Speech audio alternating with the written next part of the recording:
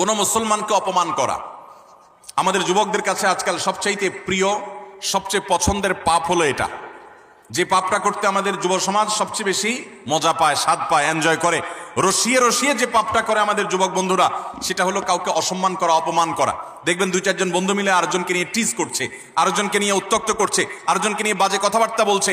এমনকি আপনার ইউনিভার্সিটিগুলোতে আমরা প্রায় সময় দেখি যে কি হয়ে থাকে, র্যাগিং এর শিকার হয় ছোট ভাইয়েরা, জুনিয়ররা, এবং এটাকে তারা মনে করছে তাদের অধিকার। মানুষ যখন অসভ্য হয়ে যায়, পশুদের মধ্যে এই কালচার নাই যে একে অন্যকে অপমান করে তারা এরকম অসভ্যের মতো আনন্দ উৎসব করে, এটা তাদের মধ্যে পর্যন্ত নেই। আল্লাহ তাআলা সেজন্য এই মানুষগুলোর সম্পর্কে বলেছেন, উলাইকা কাল আনআমি বাল হুম আদাল।